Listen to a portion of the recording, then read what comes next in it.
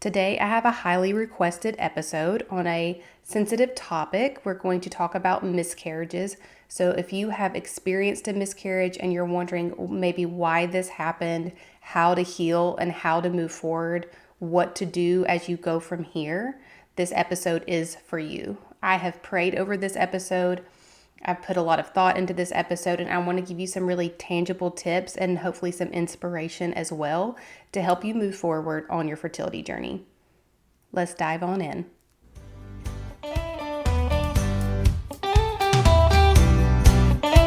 Hey friend, welcome to the Fruitful Fertility Podcast. Do you want to better understand your body so you can get pregnant naturally? Do you find yourself up late at night Googling how to ovulate on your own or natural fertility tips? Do you feel lost on what your next step should be? Hey, I'm Tori, a registered nurse, Christian fertility coach, and your new TTC BFF. When I started my fertility practice, I realized how much the modern medical system was missing when it came to supporting women trying to get pregnant. I knew God had called me to this space to bridge that gap and provide more natural fertility support and education. With time and a little trial and error, I found a foundational way to assess infertility cases and get better results. In this podcast, you will finally understand how your body and fertility work, support to stay off that emotional roller coaster, and a proven strategy to improve ovulation and increase your fertility naturally. If you're ready to get started, drop those ovulation sticks and grab a pen because, girl, you look fertile to me.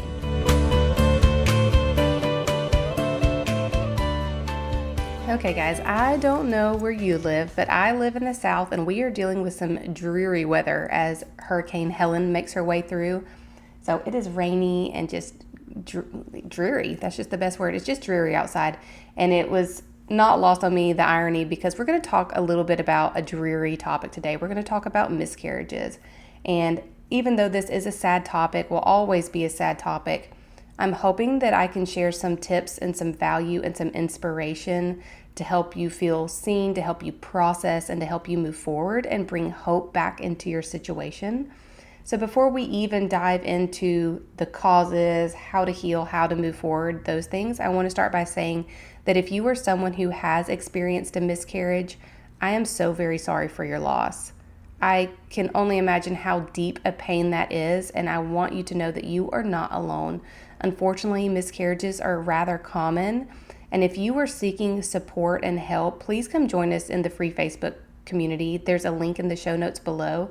Please do not navigate this alone, and even if you don't join us, find someone in your circle, your friends, your family that you can lean on and really process this in a healthy way, because I know it's hard and I'm so very sorry. So I wanted to start by saying that, acknowledging you, we see you, and you're not alone.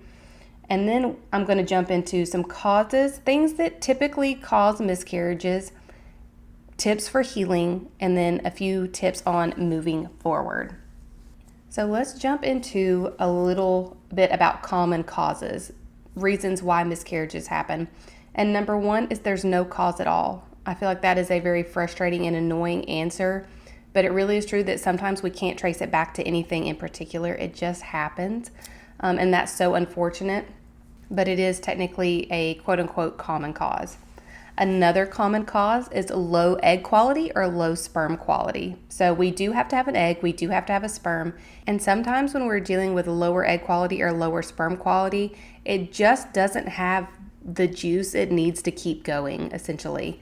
It doesn't have enough gas in the tank to keep growing and thriving, and so that is a place where we see miscarriages happen sometimes. A quick note about egg and sperm quality is you can improve these, absolutely, using all the foundations we talk about in this podcast, in the Boost Your Fertility Blueprint. Those are all really great for egg quality and sperm quality.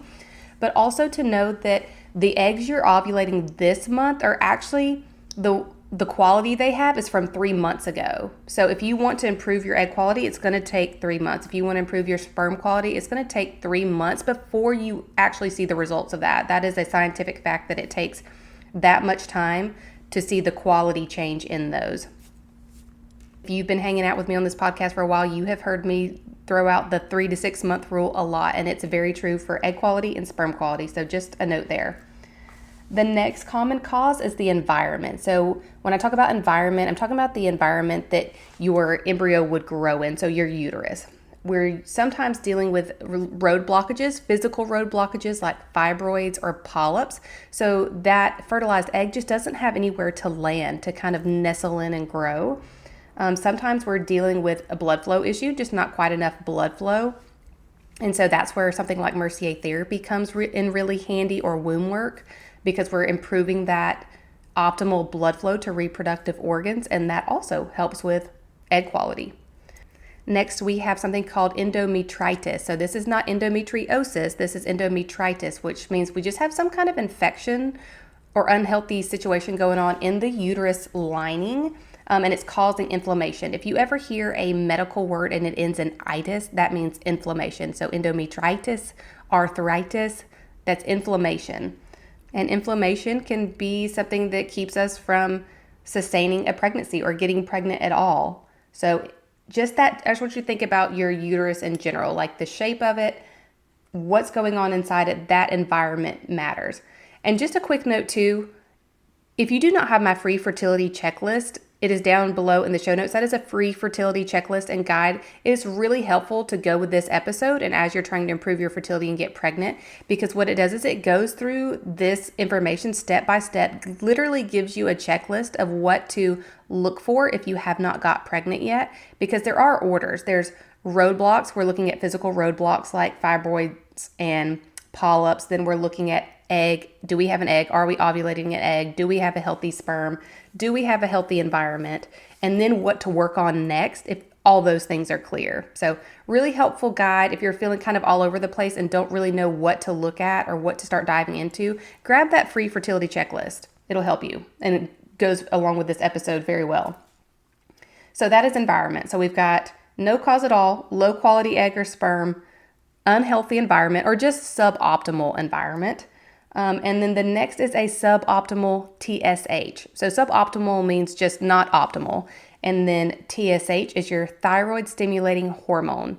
Your doctor has likely checked this. If you've done any kind of blood work, he's looked at this. And your thyroid actually has a lot to do with your ability to get pregnant. So when we're looking at the thyroid, specifically TSH, we want it to be about 2.5. That is a really healthy, able to get pregnant and stay pregnant number. So if you have experienced a miscarriage, I want you, and you have any kind of blood work, I want you to go back and look at what your TSH level was on your last labs. You may be a little overactive, you may be a little underactive thyroid-wise, and as we get closer to that 2.5, the likelihood of miscarriage goes down. So if you look at those numbers and you're like, okay, mine isn't 2.5, what can I do? Back to the foundations, back to the things we talk about in this podcast, back to the things that are taught inside Boost Your Fertility Blueprints. These are your fertility foundations that cannot be skipped.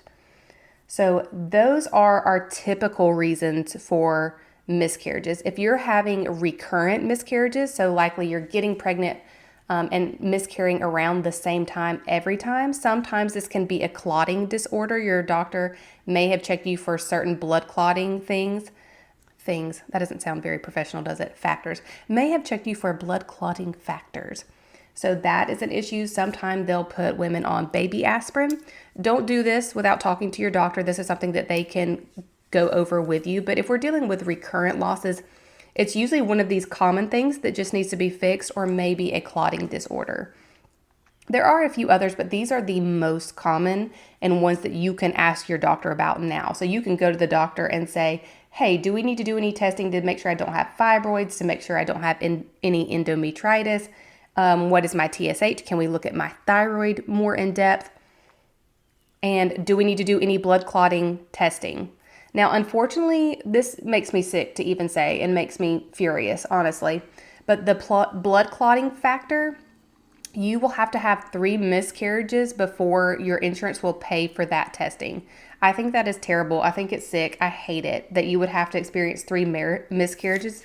So, of course, we don't want to keep having miscarriages. We don't want to have to reach 3 to get that testing done. But what I would do is speak with your OB or whoever you're working with about things you can do now if that might be a factor.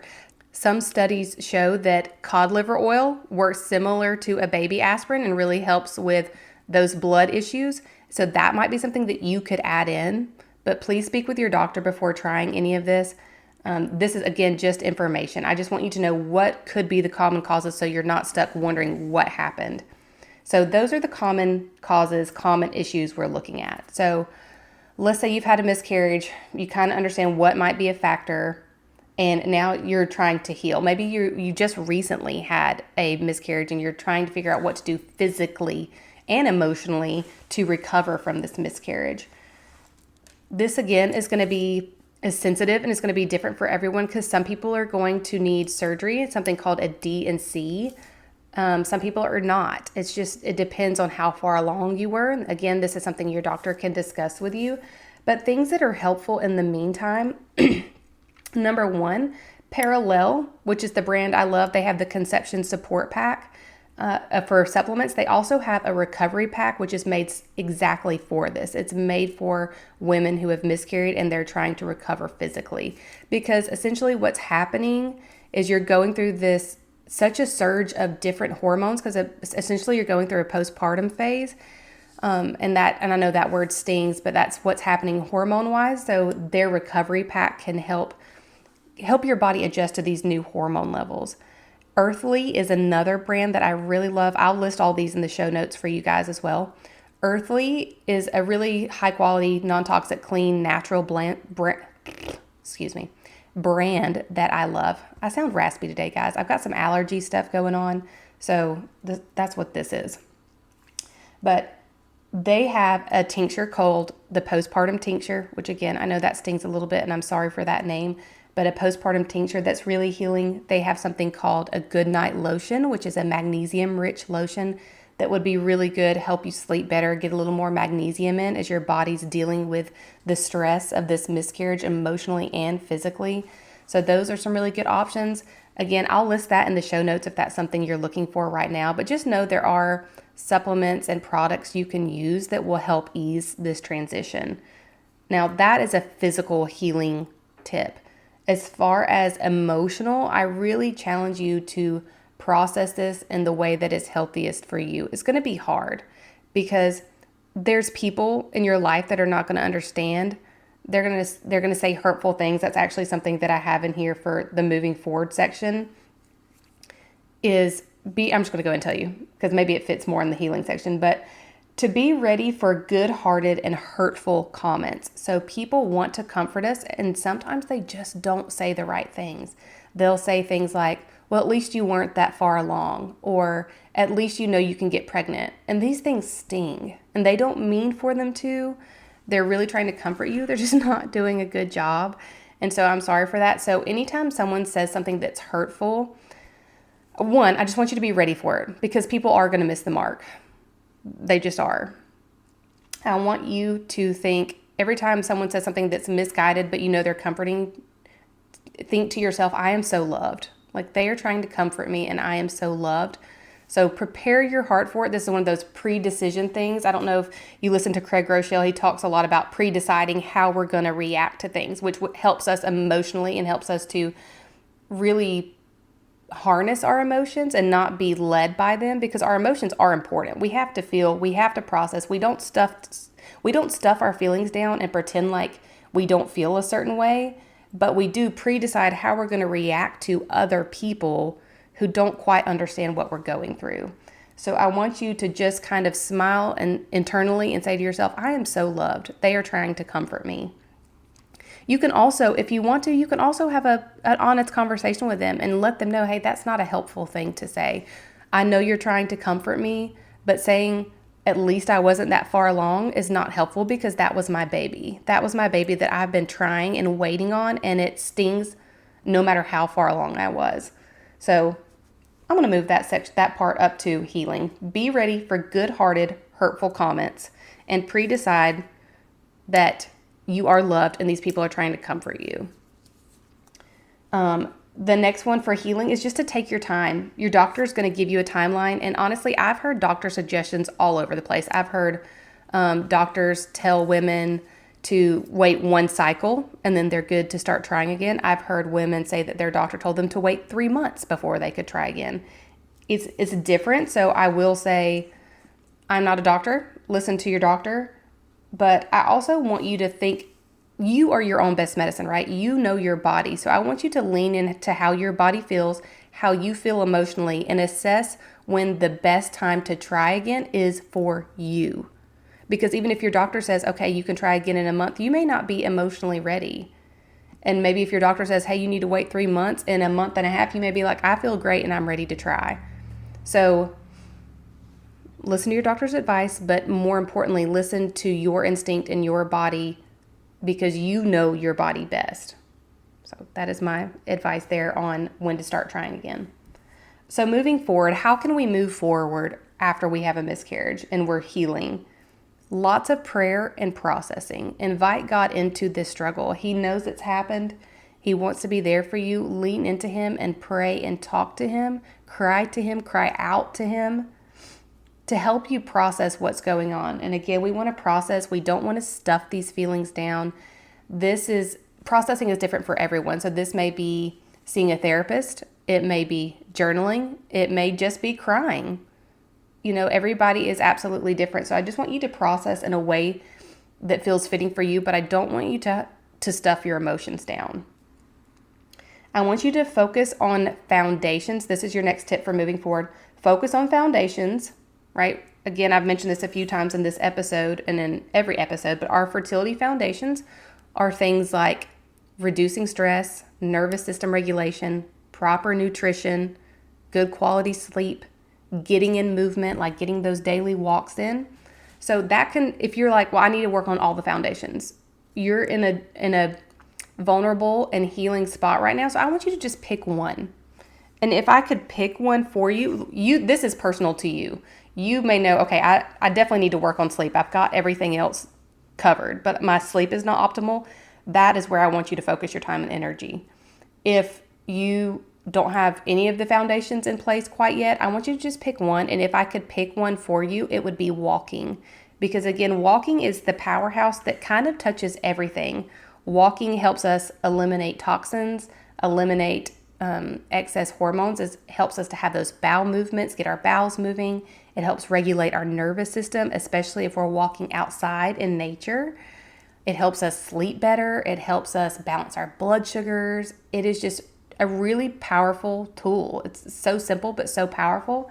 And so as you're in this season of healing and processing, walking is something you could do that would be really simple, that will help you emotionally and help you physically. So pick one foundation to focus on. And if you don't know where to start with walking. Now let's recap all this really quickly. Common causes. There's no cause. Low quality egg and sperm. The environment, meaning your uterus, just needs to be optimized. Suboptimal TSH, which is your thyroid hormone. As far as healing goes, we can do some supplements like Parallels Recovery Pack or a few earthly products, again, that are listed below. We're going to take our time. We're going to listen to our doctor's instructions, but we're also going to listen to our body and trust that we know our body best.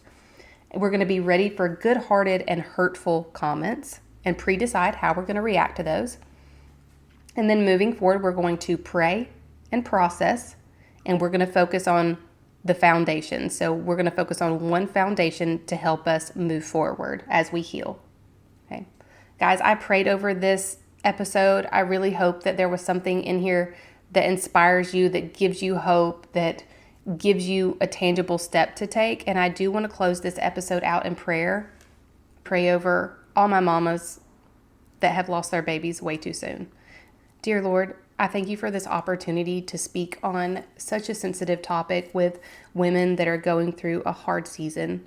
Lord, I pray that you will touch every woman that has ever had a miscarriage, every woman that's listening to this episode that is struggling with how to move forward. I hope and pray that you will wrap your arms around them and they will feel a sense of relief, a sense of peace, your peace that surpasses all understanding or anything we could imagine.